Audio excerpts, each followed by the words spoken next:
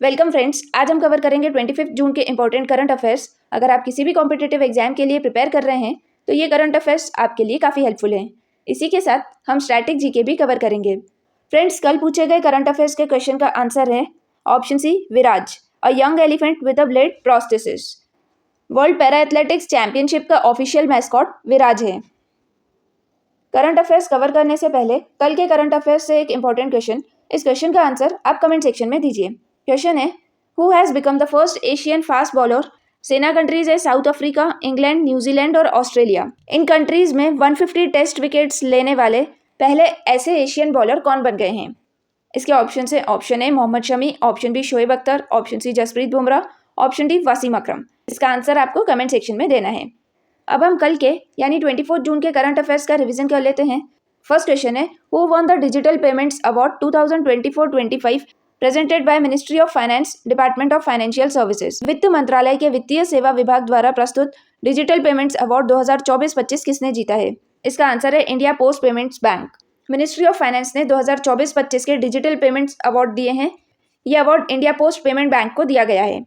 Next question है, according to a recent European Central Bank report, which asset has become the world's second largest reserve asset after US dollar? यूरोपीय central bank की हालिया report के अनुसार अमेरिकी dollar के बाद दुनिया की सबसे बड़ी आरक्षित संपत्ति कौन सी बन गई है? इसका आंसर है गोल्ड। यूरोपियन सेंट्रल बैंक की रिपोर्ट के अकॉर्डिंग यूएस डॉलर के बाद वर्ल्ड की second largest reserve asset gold है। रिजर्व असेट वो असेट होती है जो अलग अलग देश अपने फॉरेन एक्सचेंज रिजर्व्स में रखते हैं।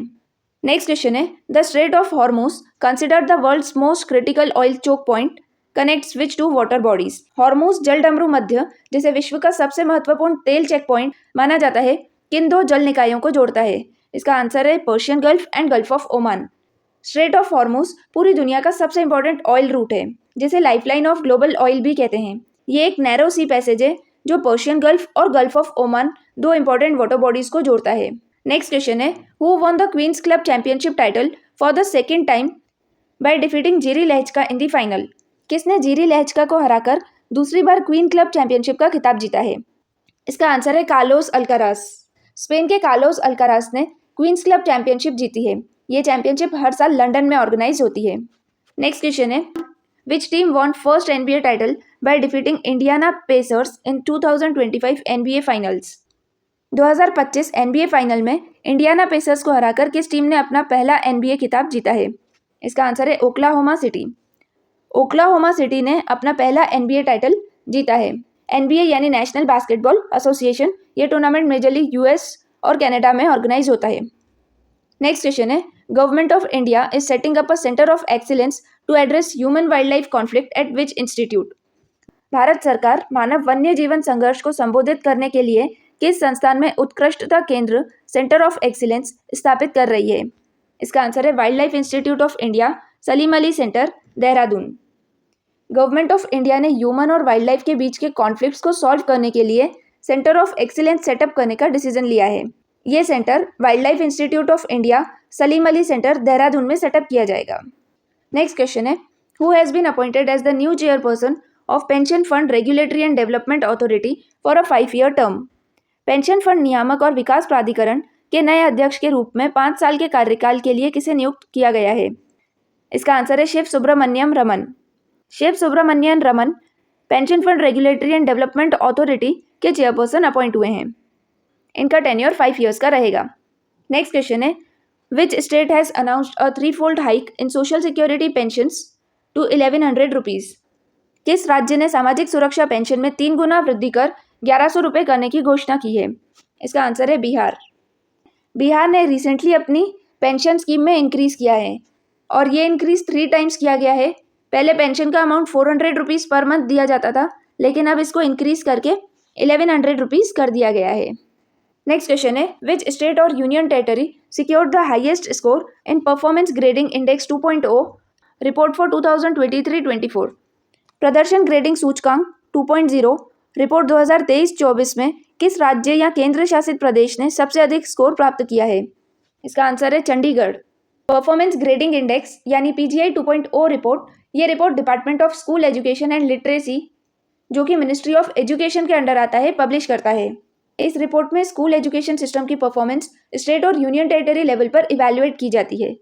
परफॉर्मेंस ग्रेडिंग इंडेक्स 2.0 रिपोर्ट में चंडीगढ़ ने टॉप किया है। नेक्स्ट क्वेश्चन है, in which country will the Federation Internationale de Hockey men's junior world Cup 2025 be held? Federation Internationale de Hockey पुरुष जूनियर विश्व कप 2025 किस देश में आयोजित किया जाएगा? इसका आंसर है India. Men's junior world cup hockey India में खेला जाएगा। नेक्स्ट क्वेश्चन है, what is the main objective of observing the International day of Celebration of the Solstice on 21 June? 21 जून को मनाए जाने वाले International day of Celebration of Solstice का मुख्य उद्देश्य क्या है? इसका आंसर है to raise awareness about cultural and astronomical significance of solstice and equinox. 21 जून को international day of Celebration of solstice मनाया जाता है ताकि लोगों में सोल्स्टाइस और इक्विनॉक्स के बारे में अवेयरनेस लाई जाए। नेक्स्ट क्वेश्चन है, according to United Nation Conference on Trade and Development World Investment Report 2025, what is India's rank among top global FDI destinations in 2024? संयुक्त राष्ट्र व्यापार और विकास सम्मेलन की वर्ल्ड इन्वेस्टमेंट रिपोर्ट 2025 के अनुसार भारत 2024 में वैश्विक एफडीआई गंतव्यों में किस स्थान पर है? इसका आंसर है 15th। अंकटाड यानी United Nation Conference on Trade and development ने वर्ल्ड इन्वेस्टमेंट रिपोर्ट 2025 रिलीज की है। इस रिपोर्ट में इंडिया की रैंक 15th है। इसका मतलब ये है कि पूरी दुनिया के इन्वेस्टर्स के लिए India 15th most preferred country है इन्वेस्टमेंट के लिए। नेक्स्ट क्वेश्चन है, in June 2025 Karnataka cabinet approved an increase in housing reservation for religious minorities. What is the new percentage of reservation? जून 2025 में कर्नाटक कैबिनेट ने धार्मिक अल्पसंख्यकों के लिए आवास आरक्षण बढ़ाने की मंजूरी दी। नया आरक्षण प्रतिशत क्या है? इसका आंसर है 15%। कर्नाटक गवर्नमेंट ने रिलीजियस माइनॉरिटीज के लिए जो हाउसिंग स्कीम्स में पहले से रिजर्वेशन था उसे बढ़ा दिया है। अब इन कम्युनिटीज को हाउसिंग स्कीम्स में 15% का रिजर्वेशन दिया जाएगा। अब हम आज के यानी 25 जून के करंट अफेयर्स कवर करते हैं। फर्स्ट क्वेश्चन है, what was India's rank in global peace index 2025? Global peace index 2025 में भारत का रैंक क्या था? इसका करेक्ट आंसर है option C 115। Global peace index 2025 में इंडिया के रैंक 115 थे और ये इंडेक्स पब्लिश करता है institute for economics and peace, जिसका ये 19th एडिशन था।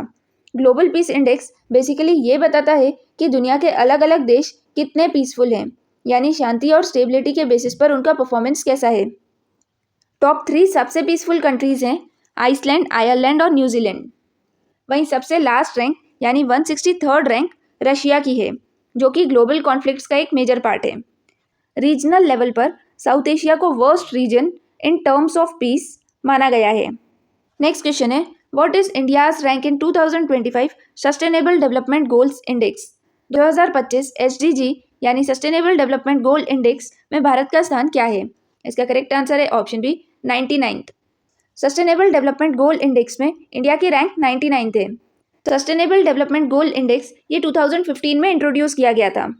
ये एक ग्लोबल रिपोर्ट है जो 193 देशों को उनके 17 सस्टेनेबल डेवलपमेंट गोल्स के बेसिस पर रैंक करती है। ये गोल्स हैं no poverty, zero hunger, good health and wellbeing, climate change. इन गोल्स का टारगेट ईयर 2030 है और sustainable development goal index track करता है कि हर कंट्री इन गोल्स को अचीव करने के लिए कितना आगे बढ़ रही है। इंडिया की रैंक 193 कंट्रीज में से 99th है और इंडिया का स्कोर 67 है। मतलब इंडिया ने काफ़ी प्रोग्रेस की है, लेकिन अभी भी इम्प्रूवमेंट्स की ज़रूरत है। और टॉप 3 कंट्रीज हैं फिनलैंड, स्वीडन और डेनमार्क। नेक्स्ट क्वेश्चन है, veteran Indian Dilip Doshi who recently passed away was associated with which sport? हाल ही में निधन हुए भारतीय दिग्गज दिलीप दोशी किस खेल से जुड़े हुए थे? इसका करेक्ट आंसर है option B cricket. Dilip Doshi Indian cricketer थे, वो Indian left arm spin bowler थे। नेक्स्ट है, which ministry has announced plans to launch India's first ever nationwide household income survey? किस मंत्रालय ने 2026 में भारत का पहला राष्ट्रीय घरेलू आय सर्वेक्षण शुरू करने की घोषणा की है? इसका करेक्ट आंसर है option C ministry of statistics and programme implementation. Ministry of statistics and programme implementation ने अनाउंस किया है कि 2026 में इंडिया में पहली बार एक nationwide income survey conduct किया जाएगा। ये सर्वे वेलफेयर स्कीम्स और पॉलिसीज बनाने में हेल्प करेगा। नेक्स्ट क्वेश्चन है, which Indian state recently became the 3rd state to achieve full functional literacy under Ullas new India literacy programme? हाल ही में कौन सा देश भारतीय Ullas new India literacy programme के तहत पूर्ण साक्षरता प्राप्त करने वाला तीसरा राज्य बना है? इसका करेक्ट आंसर है ऑप्शन बी, त्रिपुरा। त्रिपुरा उल्लास न्यू इंडिया लिटरेसी प्रोग्राम के अंडर तीसरा फुल फंक्शनल लिटरेट स्टेट बन गया है। फुल फंक्शनल लिटरेट स्टेट यानी स्टेट के 15 साल और उससे ज़्यादा की एज के कम से कम 95% लोग पढ़ लिख सकते हों। इसका मतलब ये नहीं कि सब ग्रेजुएट्स हों, पर यह ज़रूर है कि उनको बेसिक रीडिंग राइटिंग आनी चाहिए। अब तक मिजोरम और Goa full functional literate state बन चुके हैं। त्रिपुरा थर्ड स्टेट है जिसने ये अचीव किया है। उल्लास यानी understanding life long learning for all in society, ये एक फ्लैगशिप इनिशिएटिव है जिसे 2022 में लॉन्च किया गया था। इसका मेन पर्पस है एडल्ट एजुकेशन को बढ़ावा देना, उन लोगों को बेसिक लिटरेसी सिखाना जो स्कूलिंग से छूट गए थे। इसमें डिजिटल लिटरेसी और लाइफ स्किल्स भी कवर होती है। नेक्स्ट क्वेश्चन है, which two organisations have signed a pact to set up vegan leather production units in North East India? पूर्वोत्तर भारत में वेगन लेदर कृत्रिम चमड़ा उत्पादन इकाइयां स्थापित करने के लिए किन दो संगठनों ने समझौता किया है? इसका करेक्ट आंसर है ऑप्शन बी, CSIR NIIST और नेक्टर। CSIR NIIST यानी Council of Scientific and Industrial Research, National Institute for Interdisciplinary Science and Technology, and NECTAR यानी North East Centre for Technology Application and Reach. इन दोनों organisations ने मिलकर एक MOU sign किया है जिसके थ्रू नॉर्थ ईस्ट इंडिया में वेगन लेदर बनाने की प्रोडक्शन यूनिट्स लगाई जाएगी। ये एक इको फ्रेंडली इनिशिएटिव है जिसमें एग्रीकल्चर वेस्ट से वेगन लेदर बनाया जाएगा।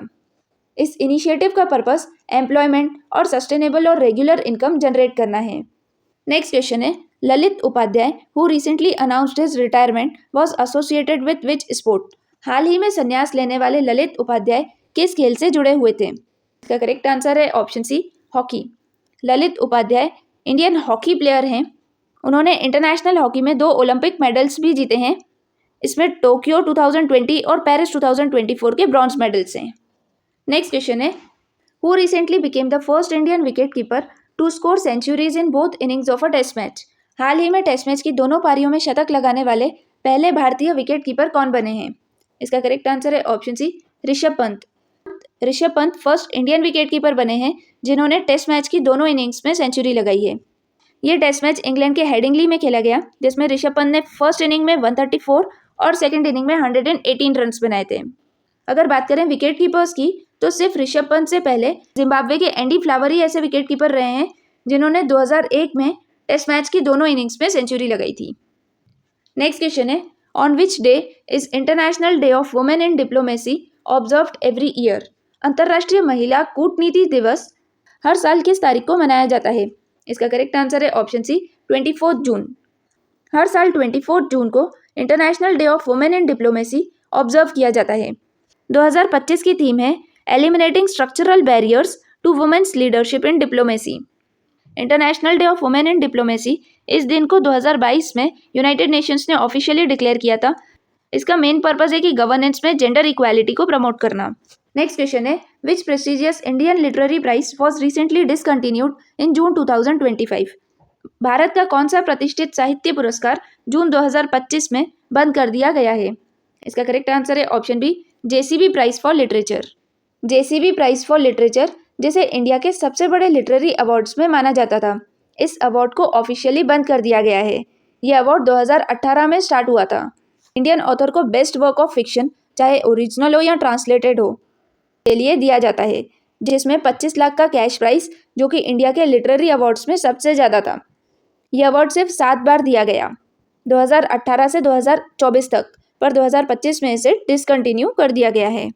नेक्स्ट क्वेश्चन है, which digital platform will India's health ministry integrate the rare donor registry with?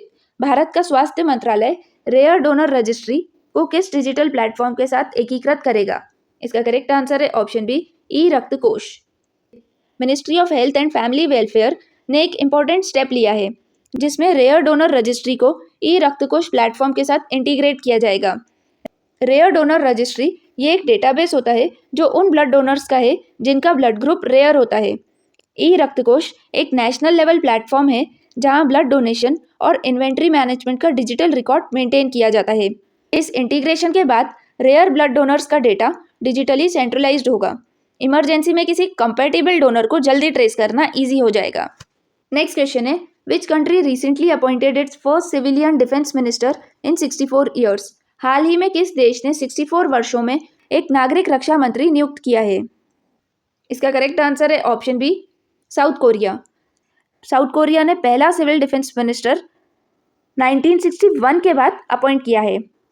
इनका नाम है एन ग्यू बैक और इसका मेजर पर्पज है ताकि टॉप गवर्नमेंट रोल्स को डीमिलिटराइज किया जाए। नेक्स्ट क्वेश्चन है, which international organisation released the global drought outlook trends impacts and policies to adapt to a drier world report in June 2025। जून 2025 में global drought outlook trends impact and policies to up to date to a drier world report किस अंतर्राष्ट्रीय संगठन ने जारी की है।